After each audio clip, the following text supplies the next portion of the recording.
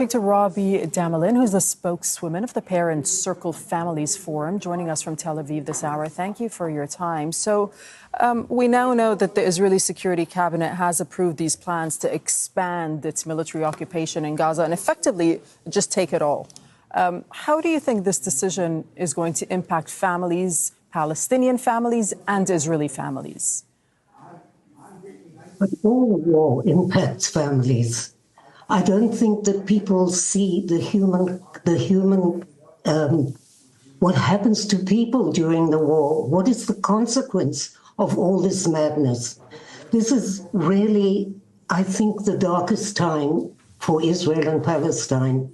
I know you have all the political experts talking about it, but I want to talk about the human factor. I want to talk about the people on the ground that are working to make change, because that's what's important. You can hear all the political experts, world experts on peace, or world experts on war, or the Houthis, and all of the other things that I've heard on your program.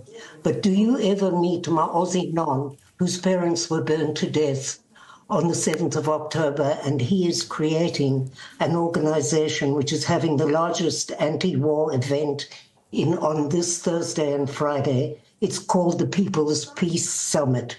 Thousands and thousands of people will gather in Jerusalem to try to find a way to end this madness. We cannot go on killing each other. I think of the human consequence. I think of the women and the children in Gaza, and I can't bear to be part of this situation. And so I will do everything in my power to make change. We have Palestinian partners who have not left the Parent Circle since the 7th of October. In fact, they have lost huge amounts of family in Gaza and also in the West Bank, and yet they stay and talk for peace. And we had this week a ceremony on Memorial Day where thousands of Palestinians and Israelis came to listen, both in the West Bank and in Tel Aviv.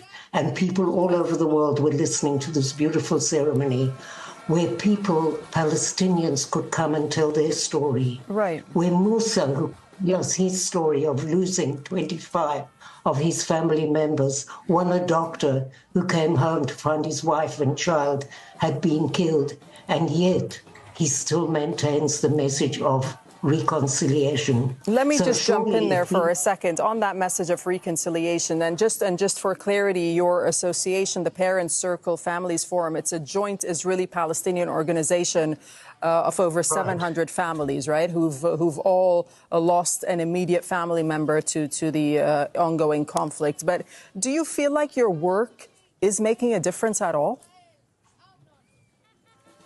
I can only tell you that for me, when the 7th of October happened, it was like almost the same as when I heard my son had been killed. I wanted to change the world overnight. And the survival tactic is to work as hard as you can.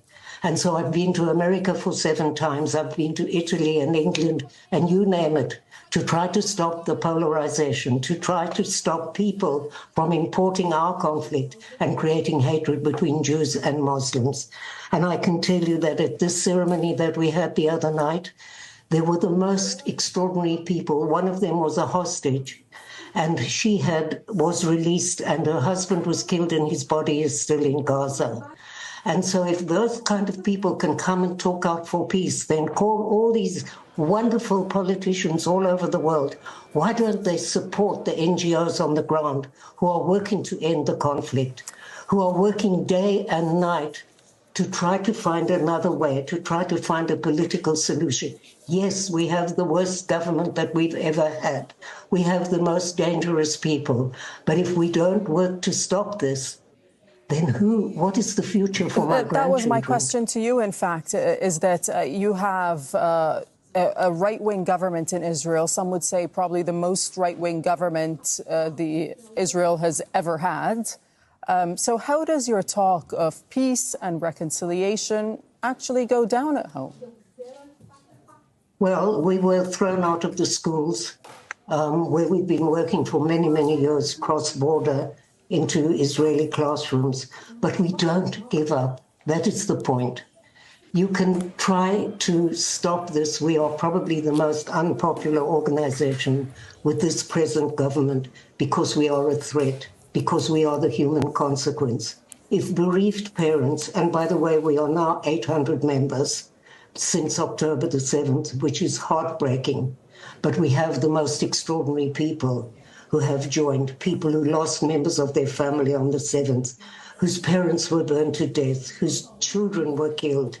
And think about all the children in Gaza. And if you really want to help, then get somebody to force the government to allow food in for everybody and mainly for children, because they are the consequence of this madness. How many children must die before they will realize? You know, there is this human picture in my mind all the time of a little boy standing in Gaza with his cat. And he said he's not going to leave home to go with his parents to the south to run away if he can't take his cat. And eventually the parents were persuaded to take the cat. And then I saw a girl coming out of the hostages carrying her dog. These are the human consequences. What of the kids that are growing up in Gaza, where there's a war every 2 years? What kind of adults will they be if they have no freedom of movement and they can't protect their families? And what kind of adults will come out of Gaza, not out of Gaza, out of Sderot and Ashkelon and Ashdod, the Israeli towns that have been rocketed all the time? You spoke about the Houthi missile. I was in my safe room for a long time yesterday. These are the consequences. This whole nation is walking around in trauma, as well as the Palestinians. And we have to be rid of this anger and start to talk to each other. Even if we don't agree, we have to listen with empathy. Okay. On that note, we will leave it there. Robi Damelin, you're the spokeswoman for the Parents Circle Families Forum, speaking to us from Tel Aviv this hour. We thank you for your time. And I hope that you will tune in to the People's Peace Summit. Thank you so much. Okay, we'll return to our top story.